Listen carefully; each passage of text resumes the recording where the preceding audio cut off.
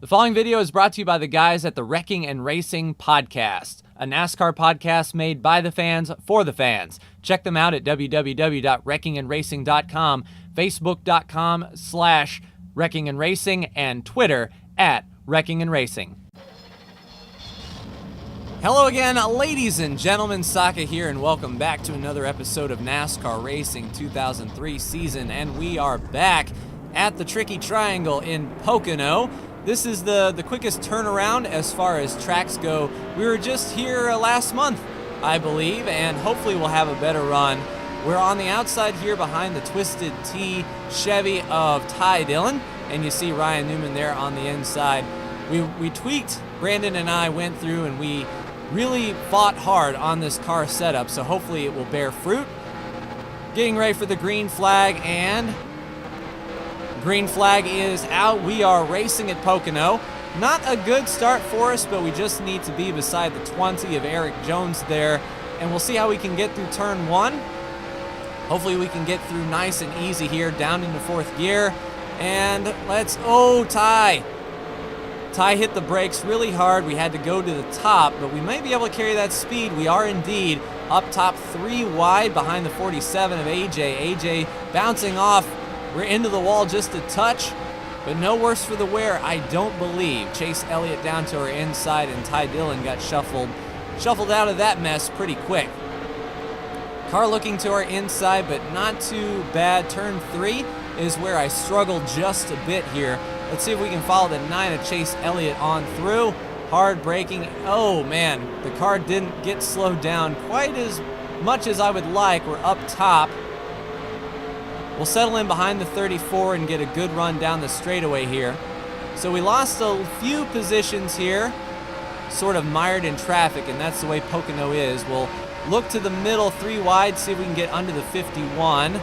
Now, I'll roll out. I'll think better of that one for sure. It is way too early to make a move like that, but we're set up well. We complete the pass, clear up top, and turn 1 is really pushing bad. This track is tough to get a hold of because your setup only pertains to maybe one of the corners. And turn 2 is where I think I really do the best. So we'll focus on turn 2 here as I get a little loose and can't get the power down. Well, take what I just said and strike it. All right, a big group of cars up there in the lead. Brandon up top. We got a spinner. Yellow flag is out, and that was Martin Truex Jr. Didn't look like he had much damage there, but we'll get a good run off. Maybe we can get past the 41 for the caution, and indeed we do. So we will settle in here, and I will be right back with you.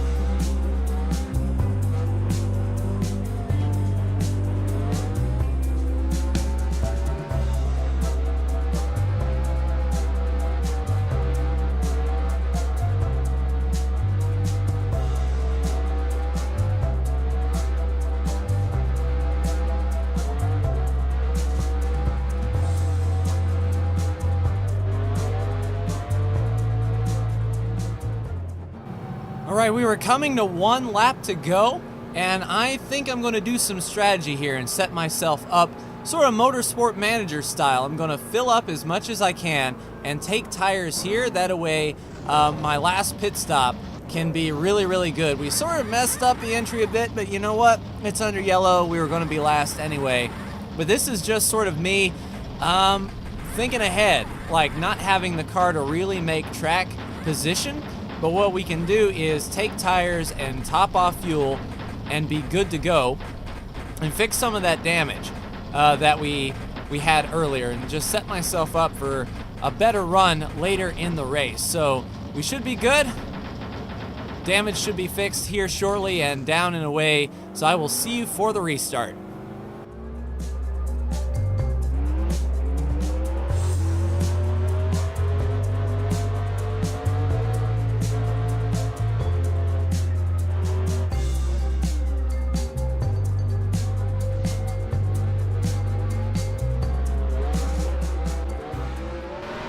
All right, coming back to green here, we're behind the 78 of Martin Truex Jr. that was involved in that earlier incident. And as I said, I'm just setting up to where I believe this race is going to go green the rest of the way. And these guys are going to have to spend a lot of time on pit road topping their fuel tank off. But since we were able to come and top off our tank, we might be able to do something like a 2-tire change and really make up some time off of pit road. Spend the least amount of time on pit road as possible. Now, if the yellow flag were to come out, now that everyone else is nearing their fuel range, our entire strategy is shot, because we're back here, we gave up all of our track position, but I'm not going to be really pushing hard here to make all of these passes. Of course, if I can catch these guys and put them back, I will do such things as these, but sort of playing the long game here. And besides, I know I didn't really have a fast car to compete with the leaders. We were sort of stuck in traffic, so if we can just stay out and let the rest of these guys pit, that should be fairly good. Getting a good run on the 92 there in the 13. Let's see if we can get a twofer here under Ty Dillon. Now Ty's going to power from the top. We should get under the 92 just fine. Ty is really messed up there. That killed our momentum. Get out of the way, Ty. Move it. So he got caught behind the 51, who is a very slow car, Timmy Hill. Let's go under Timmy here, under turn 2, and see if we can complete that pass and get 2 for 1. Timmy right there on the door, not really giving us any room, but we cleared them both, so that's a good pass. We'll definitely be in front of those guys because they will still have to pit, and we won't be spending as much time on pit road next time. Let's see if we can get the power down and pull off of the 92 here, and just sort of stay out of the way of any crash that might happen. The pack is still pretty tight up there, taking away each other's racing line and whatnot. The leaders have broken away single file pretty well, but this big pack in front of us right here could be a recipe for disaster if they get into each other. The 92's washing up a little bit there. We have better tires. We don't have to dive bomb him. We can just wait for him to not get off the corner that well and take the spot. And we'll move up on the 32 Corvette parts. Or not the Corvette parts, that'd be kind of interesting since that's on a Ford. Yeah, the 32 Ford here. And we should be able to get him off of turn 3. That pack isn't thinning out. Like, everyone is pretty much nose to tail right there, too wide. So we'll make positive gains for sure. Each and every lap that we can run by ourselves, we'll be able to pull up to these guys as long as we can get the draft. And we're close enough to get that big pull down the longest front straightaway in NASCAR. Big enough to land a 747 jumbo jet on, which I wish they would kind of do. That'd be kind of cool. So there we go, right on the 32's back bumper, and we should be able to complete the pass no problem and get a good run here. This is where our new tires are really coming into play. I imagine those tires on all of these guys are really starting to fall off, and we're just able to take our time here, save our tires and our fuel by rolling out of it early. And I think we might only have to do a half a can on the last pit stop, and we'll just do right side tires. We'll try to take care of our tires as much as we can. We'll get a nice run off the 34 here and the 38. And if Austin could pull down around that car there, we would get a better pull. But no such luck. But we should be able to close up on Austin here. He's sort of trapped behind these slower cars, and indeed, we did get a big run through turn 1. All right, let's set him up under the 3 and the 72. Big run here. We'll go 3 wide. Well, back to 2 wide. The 75 completes the pass, so not too many cars on our outside. The 96 of Kennington is blocking the 72 there. The 72 tried to look low. If he had forced us 3 wide, that would have been pretty bad. There goes Bubba in the 43. And Menard looks to be a little loose there. I'm looking for cars to pit. Yep, here comes Menard down to pit road. And the 10, we lost a little bit of drive there. There goes Denny Hamlin in the 11 down to pit road. It's a shame we were stuck behind the 21 there. We could have just driven to the outside and powered on by. We wouldn't have lost those 2 spots. But everyone is coming to pit road in these next couple laps, so we'll stay out as long as we can.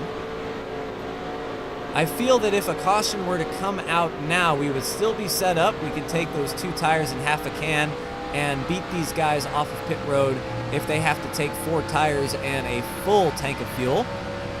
So we're far enough into the run now that I think if the yellow were to come out, we would still be in decent shape. I don't think it would be a net gain for us, but we could make up some ground here. I'll pay special mind to the bottom here. I imagine these guys are going to come to pit road, so I'll go to the outside of the 96 just in case he gets on the binders, and indeed, it looks like they are. There goes a 75, and the whole pack is coming down pit road there, so we will stay out. And we should be making up some solid spots here. Now, the thing about Pocono is you can pit and not go a lap down. It's just so big. So traditional pit strategy might not come into play on this track, but I'm still of the mindset that the less time you can spend on pit road, the better off you will be. And when you don't have a car that can go out front and dominate, that's what you need to do to put yourself in a position. So we're pretty much all alone here running our own laps. We just need to run a good line, make up as much time as possible, and make sure that we can get on pit road cleaner the next time we come around. You see how much they slowed down entering turn 3. I think we could make up time even coming to pit road because we can slow down. It seems like a whole lot faster than these other guys. I mean, they were coming to a crawl coming to the pit road entrance. So we will continue to stay out here and run some laps. We'll be pretty gentle on the fuel. And now it looks like we might be trying to track these guys down. I don't know if they pitted or not. I actually think the car in front of us has completed his pit stop. So we're sort of in the middle of the rotation now. We just need to mind our P's and Q's and not get out of shape here. We are catching them. You can visually see that we are catching that car in front of us at the windshield. Just don't blow turn 3 like I almost did there. So a few cars on pit road. That looked like Brandon on pit road right there. He may have actually came with the rest of the pack.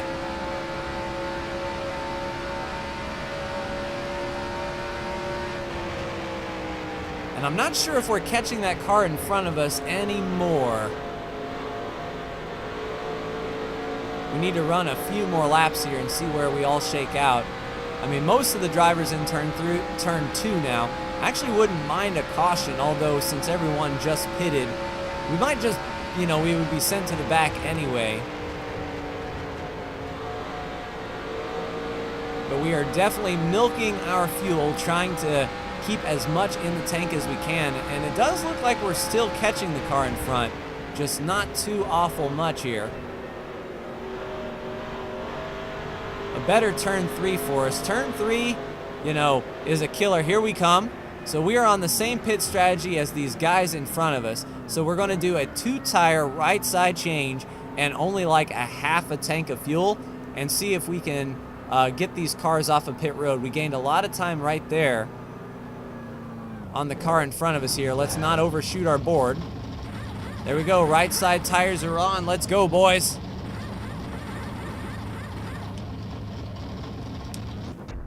All right, down and away.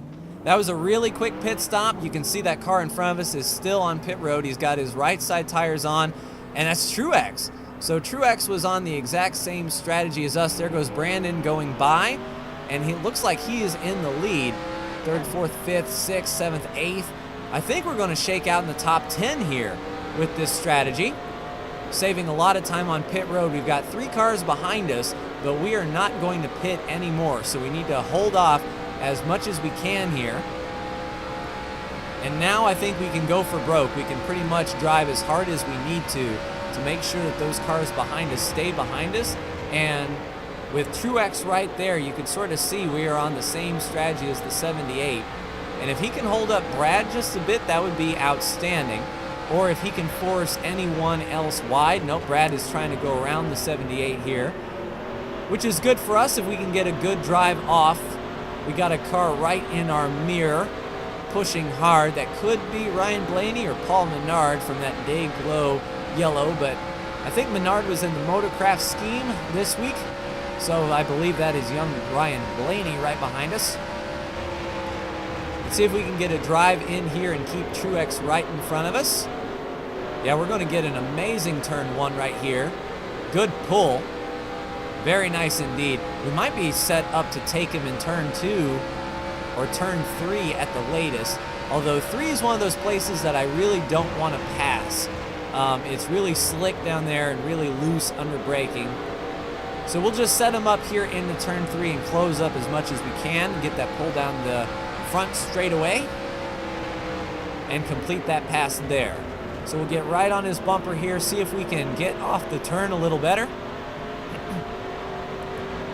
And indeed, we get a nice solid run here.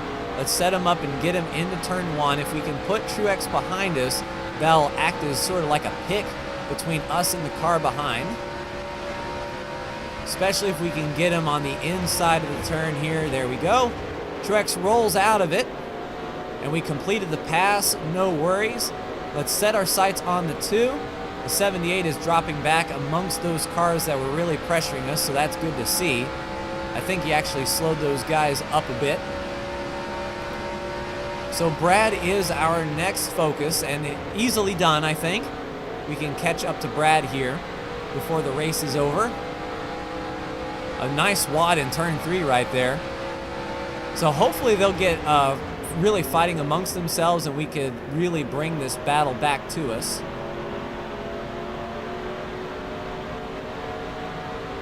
And yet we can see the whole pack like right in front of us, tantalizingly close.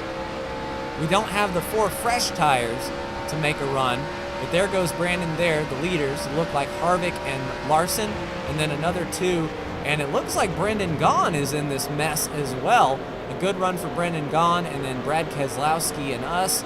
And I think I can get Brad on the inside of turn 2 here. A really good run in 1. That's what I'm talking about, son. Let's get the pass done. I was on a roll. Nice. We'll complete that pass there. Yep, Brad fights back just a little bit, but rolls back. Hopefully he can battle amongst those guys. And yeah, we're actually catching the leaders as far as that's concerned. And we got a nice pack right in front of us. It looks like Brendan Gaughan fighting with Kyle Busch. And I know Kyle isn't going to roll over and let him go. So as long as they stay side by side, we'll be able to reel them in. So feeling really good about this Pocono race so far. Oh, there's another car coming off of pit road, and I believe they are not for position. Not the Arctic car. The Arctic certainly wouldn't be in here. Let's go to his outside. Forces us up just a little bit. We have to do the crossover. Killed our momentum just a bit, and of course he's going to make our life miserable. Fighting out there on the outside. Luckily, we got the inside lane, and that'll work out well for us if he drops back and gets into that traffic. He's actually holding up pretty well here. We just need a better turn 3 and let him figure his life out as he drops behind here. Right off the corner, and Brendan Gaughan has completed the pass on Kyle Busch.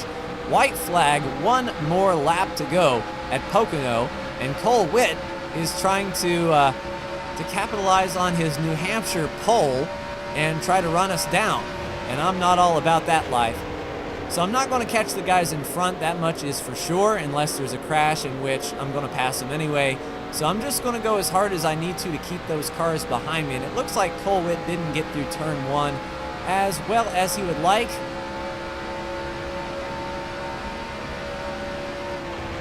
And through turn 2. You know, if the race went maybe 5 or 10 more laps, I would be interested to see if our pit strategy came to fruition, because those guys are right there, but I imagine the tires would equalize out, and then we would run similar lap times. But coming to the checkered flag. Here we come, and we finish. All right, ladies and gentlemen, that is going to be a 7th place finish for us. Outstanding. Let's go to the front here. Harvick finished 4th, Larson 3rd, and Brandon is your winner.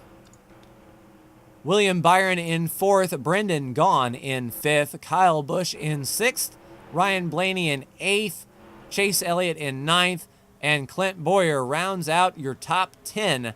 Let's take a look at that first incident on lap 1 or 2. In which Truex was involved. We can see what happened to poor Martin. I say poor Martin. Don't really mean it. All right, so he's leading there, and it was in turn 3. So we'll just speed on up here. Brandon getting a massive run on the inside of turn 2. He scraped the bottom just a little bit. Larson and Harvick and Busch in tow. So Brandon gets a solid run into turn 3. Goes in a little low and washes up. Yep, washed up, tried to catch the car, and Truex slid in front of traffic. And it didn't look like he hit anything, so that could have been a massive crash, but no worse for the wear. So let's take a look at the standings after Pocono. Brandon with his 8th win of the year. I'm holding strong there with 5. Kurt Busch is your cutoff driver in by just 2 spots over Jimmy Johnson. Denny Hamlin he can do it. He's still within a race. AJ is 1 race looking out, but the cutoff in front is a lot tighter with Brad 24 to the good, Jay McMurray 28 to the good, and Bowyer almost a race out, but not quite. But that is going to do it for me in this episode of NASCAR Racing 2003 season. Ladies and gentlemen, like, share, and subscribe if you are so bold. Thank you so much for tuning in, and we will see you next week for the road course at Watkins Glen. Take care.